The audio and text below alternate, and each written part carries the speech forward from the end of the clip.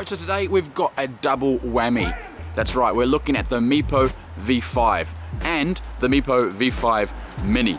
Both boards look really well made and deliver some okay specs, but what board is right for you? Now, we're not going to do both boards in the one video. This is like a choose your adventure style video. We're going to post two separate videos. This video is for the Meepo V5 Mini. And if you want to see the other one, click the link up here or here and that'll take you to the other video. Scotty. Who's Scotty? If you're new here, welcome to the channel. My name's Scott Davies. I love reviewing PEVs, personal electric vehicles. We also do some holiday vlogs. We have the Vegas vlogs coming up very soon in March. So if you like that sort of thing, hit the subscribe button. And if you like this video, give it a thumbs up. It really does help out the algorithm and keeps me on track and tells me what I'm doing is still relevant and fresh.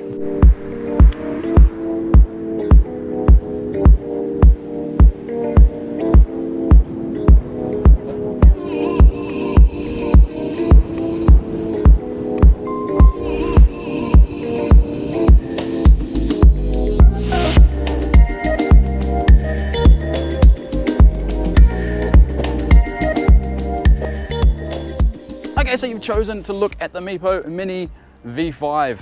This is another cool board from Meepo. It has two different wheel harnesses. The front ones are 78A and the rear ones are 83A. It's a really nice short form board, and the tail, even though it doesn't look like much of a usable kick, has a really nice scalloped out area here which holds your foot really nicely.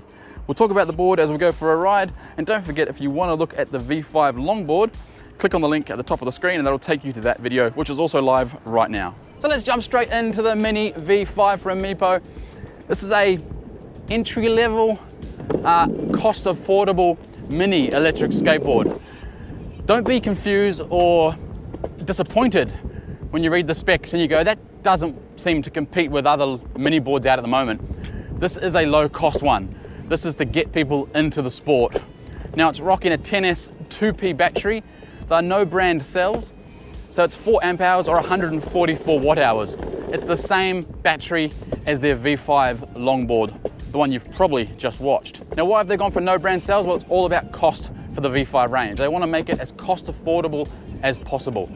And they've done that with a couple of clever ways. The battery is one, the remote's the other. They're using the M5 remote, and this is really a budget remote control, but it works really well with their Lingy 24H-esque, which they've got on this board. It's got all the functions you need except for a screen. Forward to go, back to stop. It's got 4 speed modes, so 1, 2, 3, 4. It's got adjustable brakes. You hold on the accelerator and tap the gear change button and you'll see the light change. That's your brake mode. It's got reverse by double tapping the power button. You'll notice that light goes red. You're now in reverse. Double tap it again, it goes green again. The board's now going forward. Pretty simple, and it's got a USB-C charge port.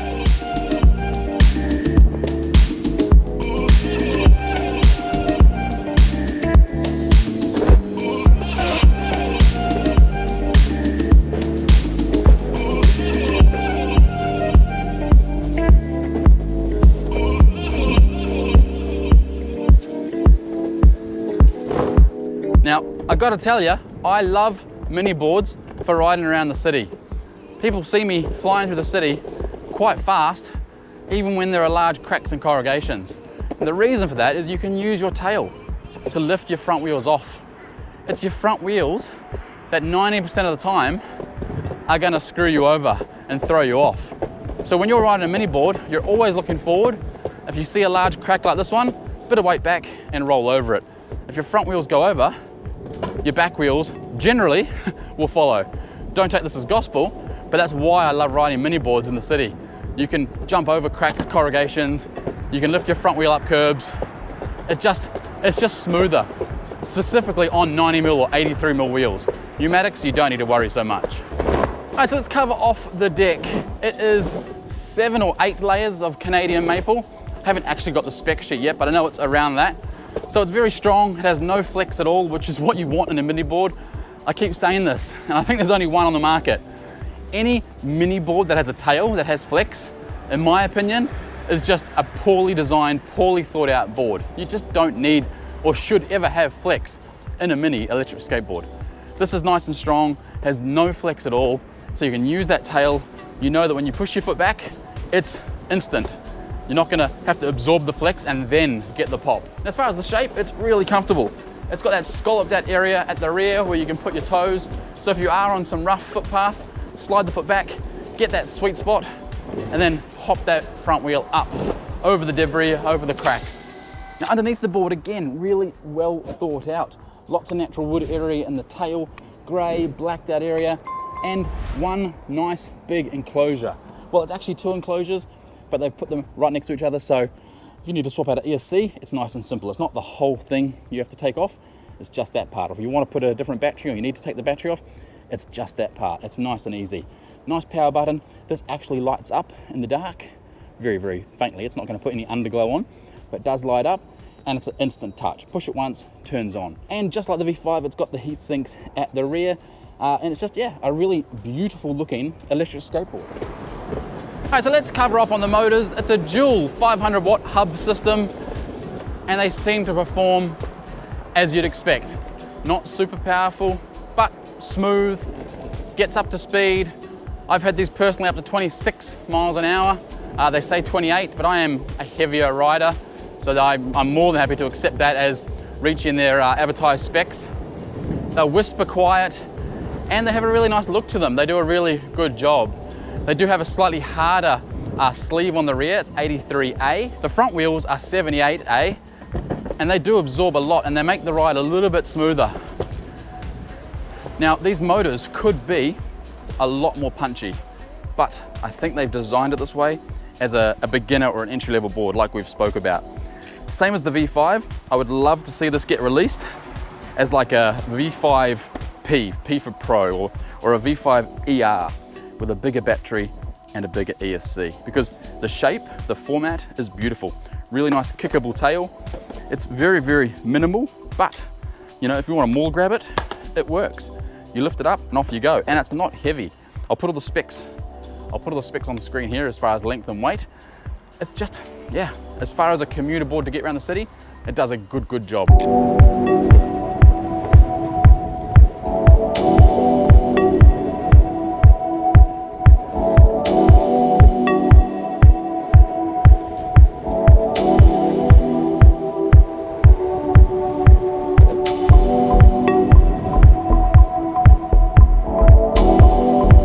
Meepo claims it's got a 15 degree hill climb ability. This hill here is actually 14 degrees. I've measured on my phone in the past, and I forgot it was here, just around the corner. So let's see if it will make it up here. It should do. I think they're actually selling themselves short.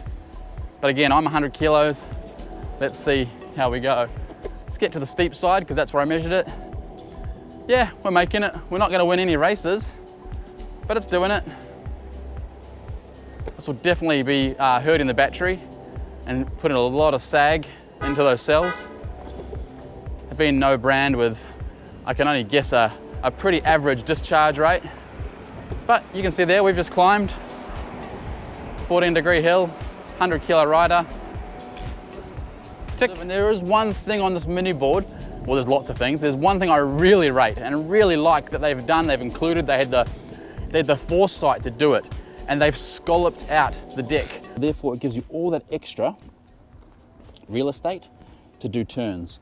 And it doesn't grab the deck and throw you off, which I have had countless mini boards do. So I'll put all my weight on that. Like, you're gonna have to do a pretty tight turn to get that to hit.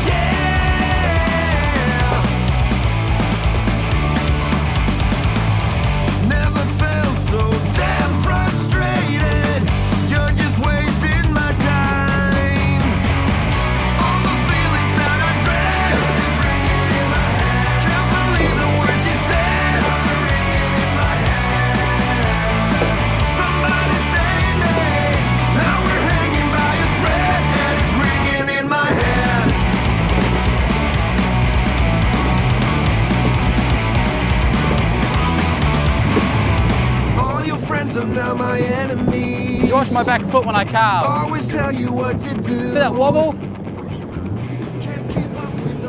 It's like a carving speed wobble.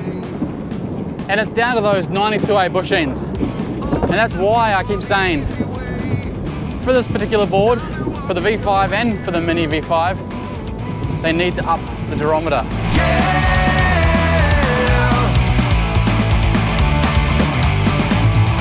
Never felt so damn frustrated.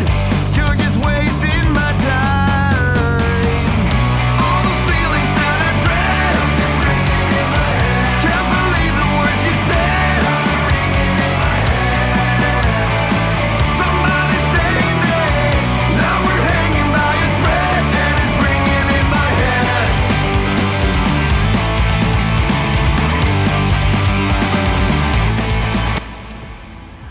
All right, so let's summarize the V5 Mini from Meepo. Things I love: the deck, just a nice size, nice width, scalloped out tail, really usable kicktail. It just looks good, feels good, performs well. Nice and strong, no flex. This nice big no gap enclosure system they're using, again, they've made this brand new for this board. They are not relying on the previous models and just slapped on some old enclosures. They've started these from scratch, they've built them. They've got the Lingy 24H ESC in there, which has the auto on, adjustable brakes, silky smooth. The next thing I really do like are these new wheels. It's the same wheel that's on the V5 and the V5 Mini. They're calling it the central wheel. The front wheel is 78A, the rear sleeve is 83A. I had to look at that. 90mm, very forgiving on the front. It's hub on the back, so you know it's going to be quite jarring, jittery, but on smooth roads, whisper quiet. Okay, so now where are the opportunities for the V5 Mini? Well, there's two. The first one is the bushings. I said it many times, and I actually don't want to go on about it. They're too soft. Constant speed wobble, even at low speeds, around 20 miles an hour. I need to up it to 95A, maybe even stronger. Mini boards don't need to have soft bushings. You use the tail to do your turn-in.